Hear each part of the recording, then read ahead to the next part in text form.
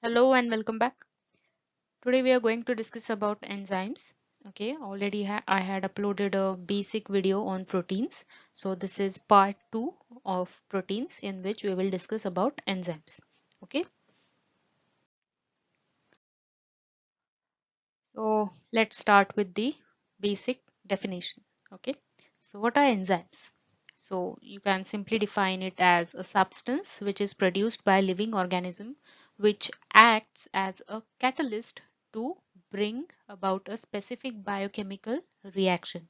Okay, catalyst is basically a substance which increases the reaction rate, okay, without getting consumed in the process. Okay, so enzyme will not get degraded or it will not be consumed in the reaction, just it will increase the rate of converting the substrate into product. Okay, so enzymes can perform under different physiological conditions, right? So why we are studying these enzymes? Because we all living organisms, we produce different types of enzymes and we require these enzymes in various biochemical reactions. Okay, so each biochemical reaction, it has different parameters, right? Maybe temperature or say pH. So there are enzymes which work uh, properly under these kind of physiological conditions, like the pH of stomach, okay, that is acidic. So there are enzymes which will work best in that particular condition. Okay, so during a enzyme mediated reaction, that means enzyme mediated means where enzyme is present in a reaction. Okay, the substrate, it physically attaches to the enzyme at its active site, allowing the substrate to be converted to new product molecule or molecules. Okay, so just the substrate will get attached to the enzyme, okay, where at the active site of enzyme, which will allow the substrate to be converted into new product. Okay, so this is the very basic about enzyme. So most enzyme reaction rates are in millions. Okay, they are very fast than those of comparable uncatalyzed reactions. Okay, where there is no enzyme present in the reaction or any kind of catalyst. Okay, say even we can compare with a chemical catalyst. Okay, so when there is no catalyst present and you can compare that reaction with the reaction which has the catalyst, for example enzyme, you can see that the rate of reaction, it increases. Okay, the rates are millions of times faster. That is why enzymes are very important.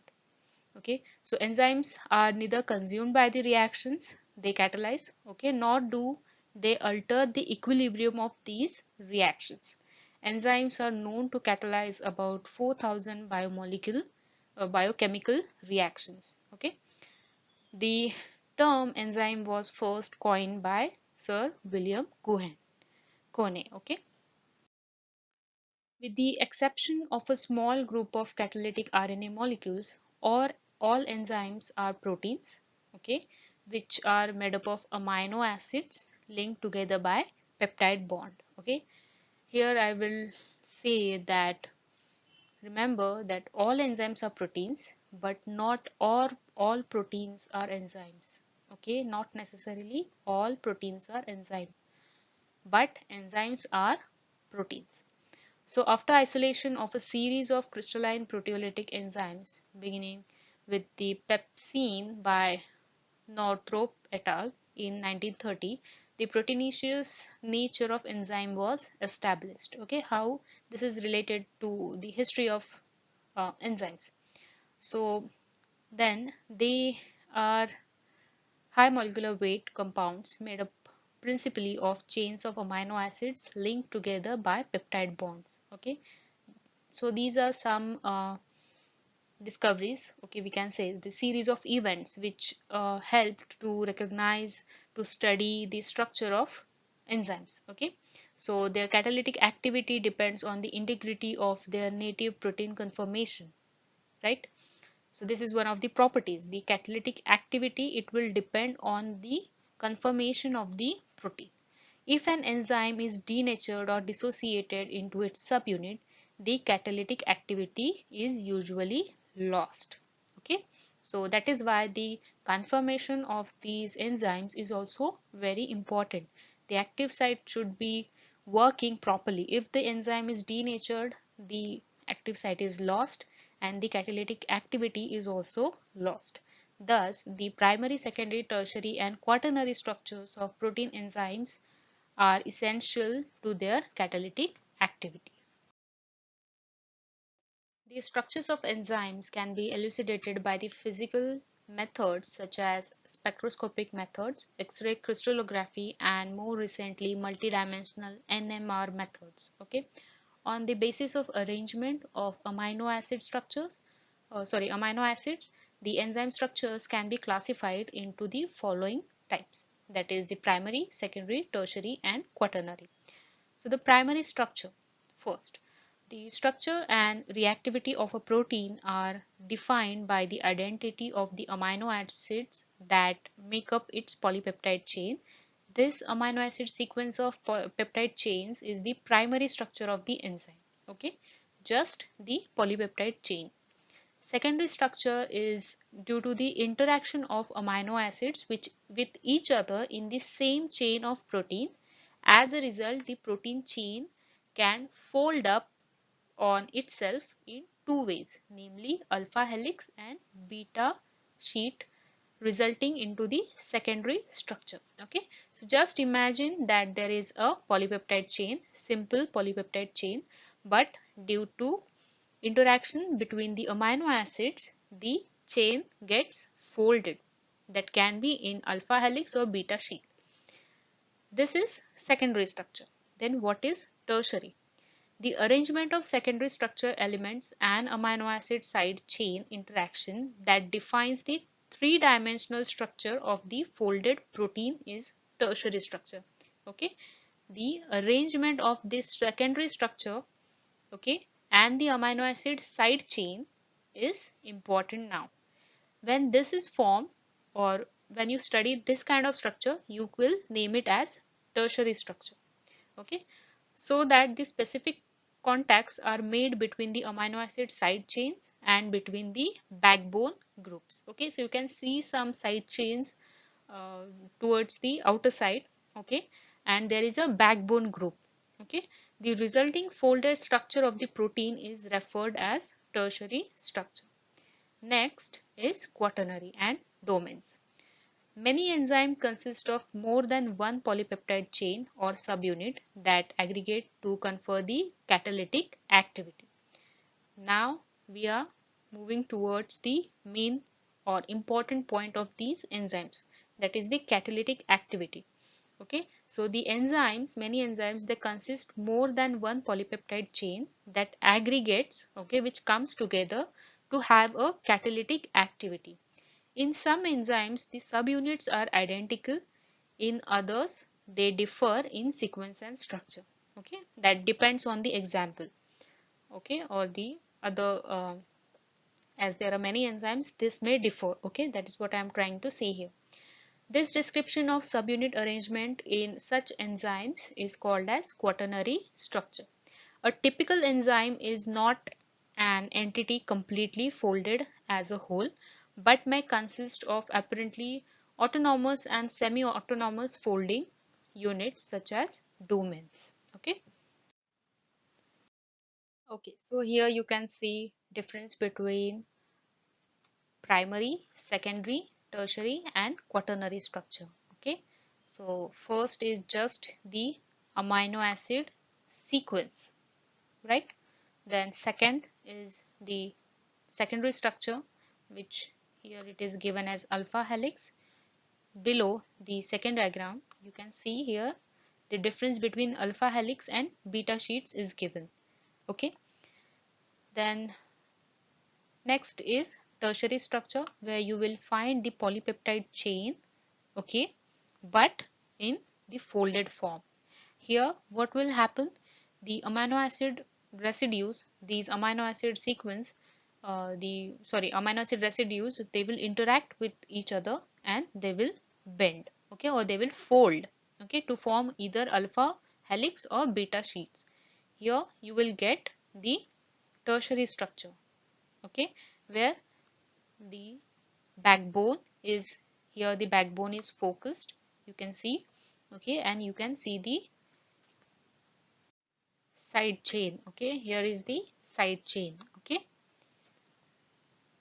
Further is the more assembled subunit structure, okay, that is the quaternary structure, okay. Different um, subunits, they are assembled here, you can see there is a color difference, okay.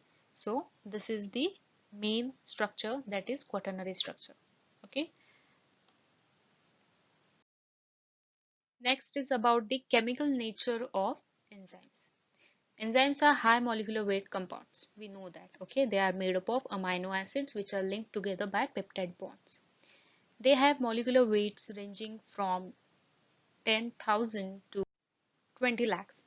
The important terminologies which are related to the chemical nature of enzymes are cofactor, apoenzymes, holoenzymes, coenzymes, and prosthetic groups. So what are these?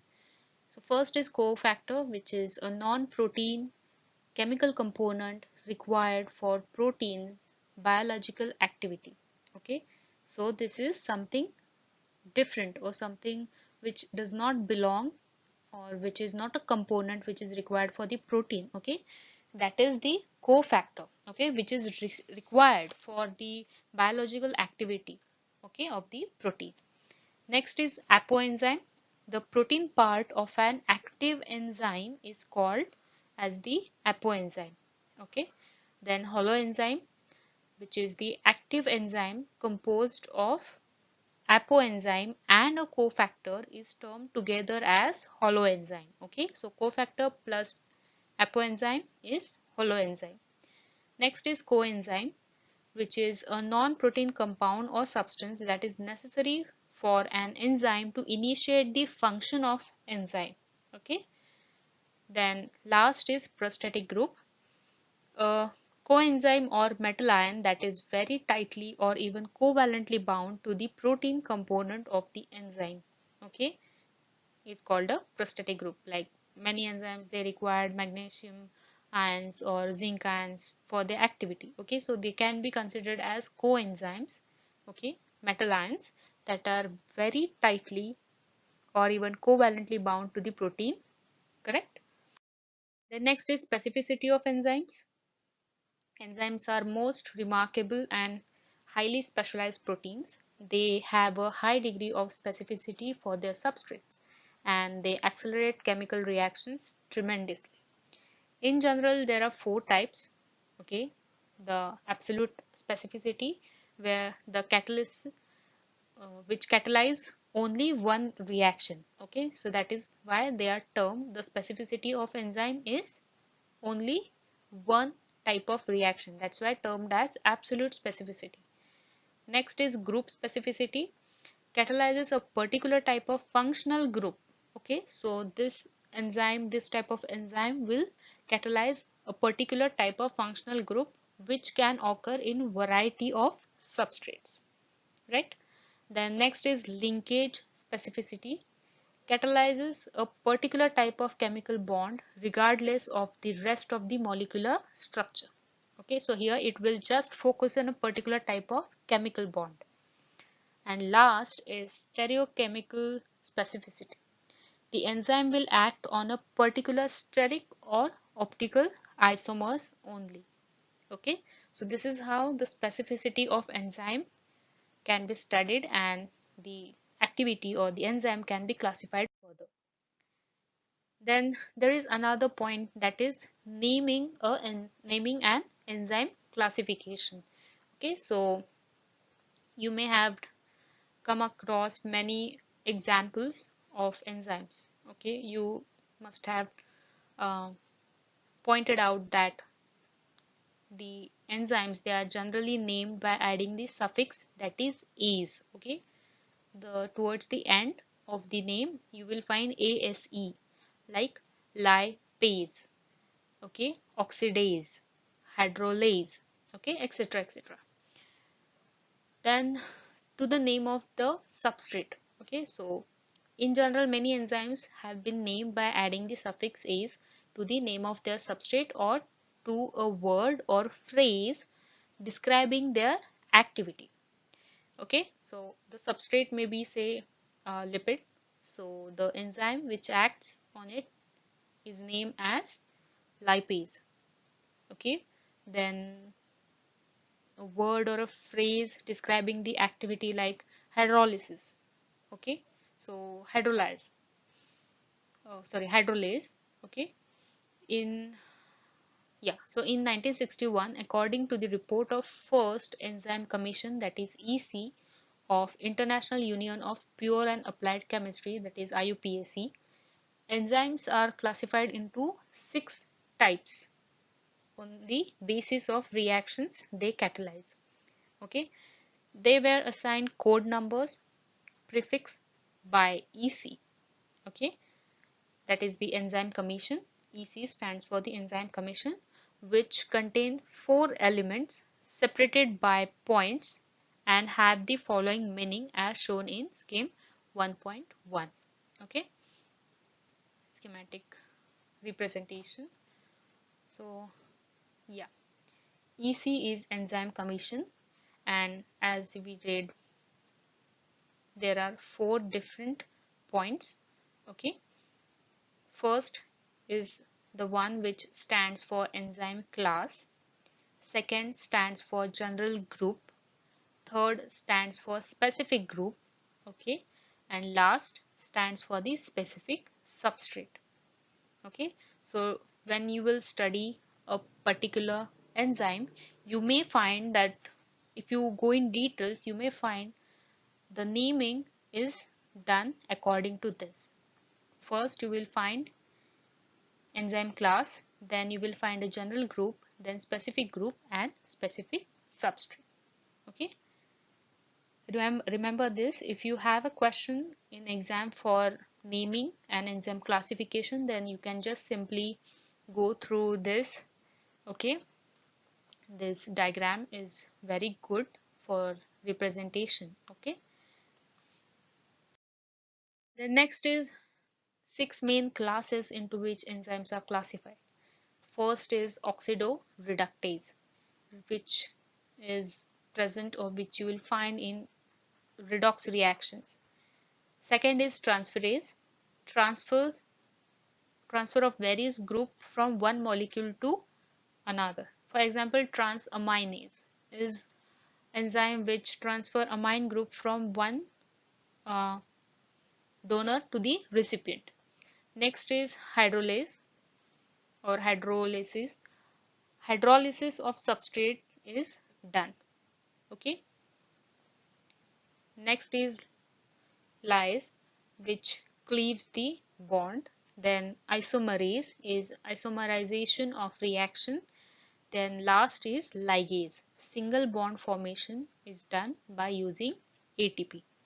Okay, so this is the broad classification. Next is mechanism of enzyme action.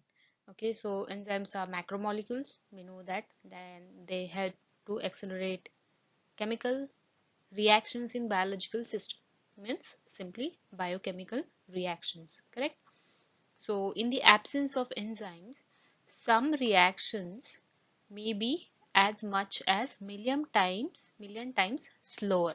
Okay, why? Because enzymes, they act as catalyst, okay, and they increase the rate of reaction. But if enzymes are absent, then it may happen that some reactions you will find they are as slow as million times. Okay, any chemical reaction converts one or more molecules which are substrates into different molecules which are products. Okay, means substrates are converted into products.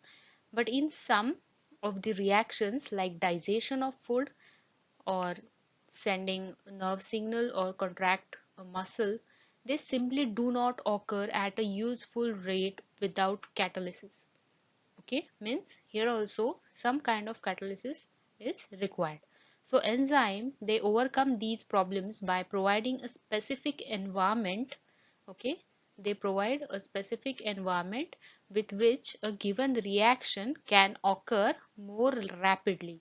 Okay, so here enzymes, they work as catalyst. Enzymes are usually proteins.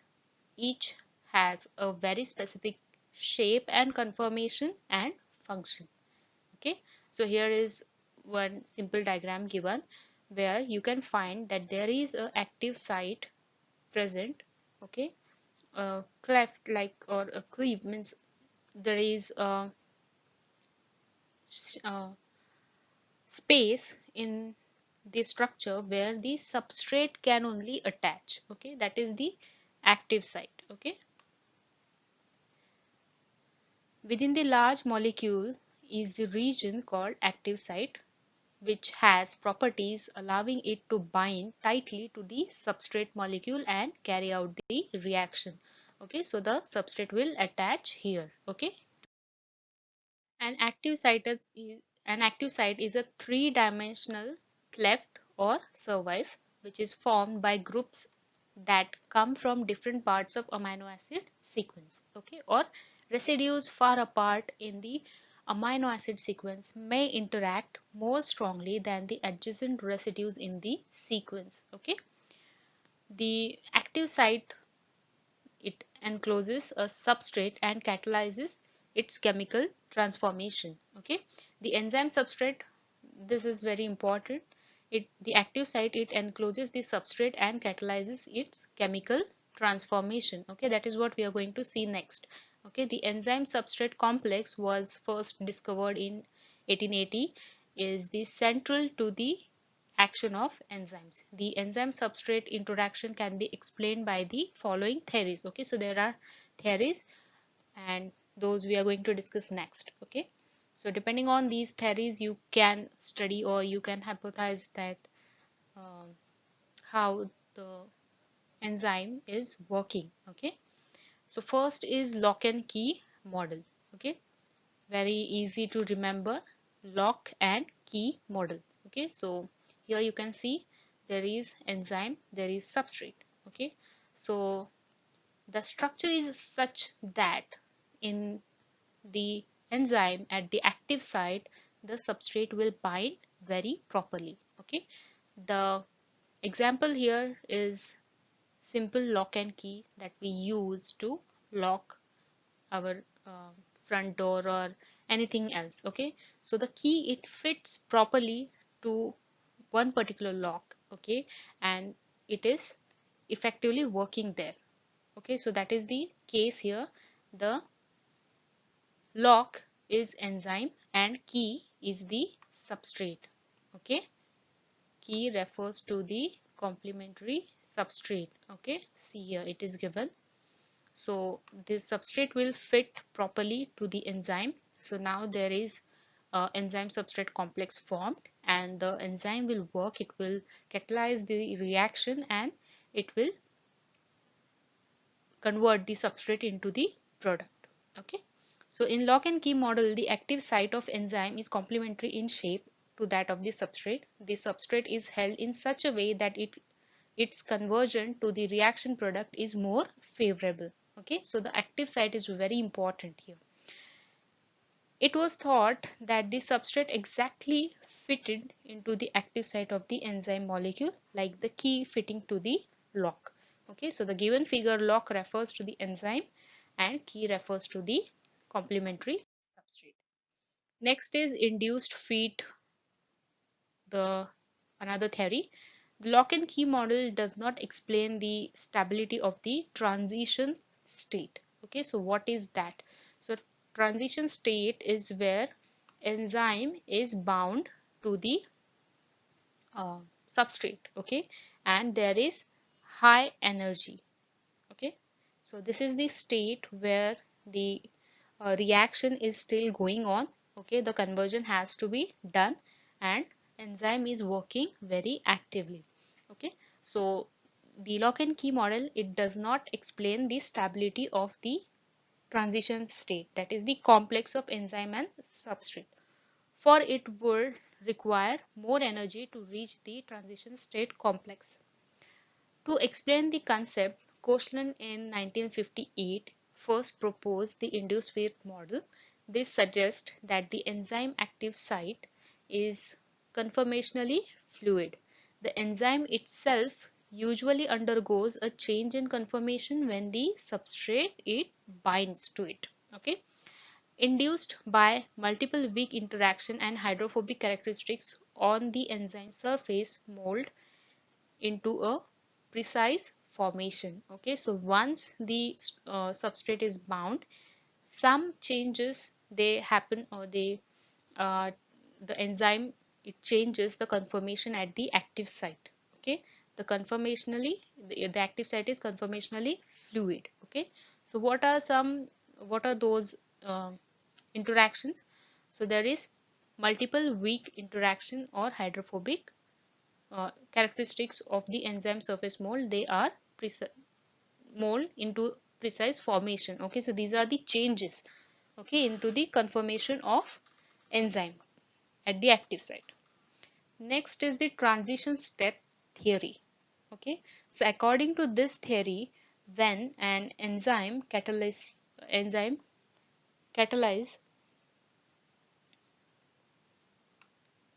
the enzyme binds more strongly to it. Okay, so when there is enzyme present in a reaction, it will bind more strongly to its transition state complex rather than to its ground state reactant. Okay, ground state is the first state. Okay, when there is no complex formed, then there is the transition state where the complex is formed. Okay, and this is the state where product is formed but still enzyme is attached to the product. Later on the enzyme releases the product. Okay, this indicates that the transition state is more stable. A simple enzymatic reaction could be written as E plus S, that is E is enzyme, S is substrate. Now the reaction it initiates, then there is a complex form, that is enzyme substrate complex. Then this is this transition state where all the uh, reactions they happen, all the conversions are made. Okay, so now the substrate is converted to the product but still enzyme is attached to the product, so this is the EP state. Now the enzyme will release, it will get separated from the product. Okay, so ESP, they represent enzyme, substrate and product respectively. ES and EP are transient complex of the enzyme with the substrate and with the product respectively. Okay, so the transition state is not a chemical species with any significant stability and should not be confused with the reaction intermediates. Okay, so ES and EP are reaction intermediates. Okay, that is not the complete product, it is just the intermediate state. Okay, so the transition state should not be get confused with the intermediates.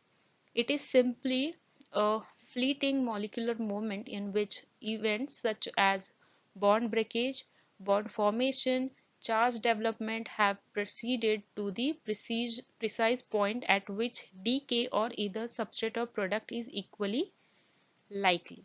Okay, so these are some changes which may happen during the transition state. The difference between the energy level of the ground state and the transition state is the activation energy. Okay, as the reaction is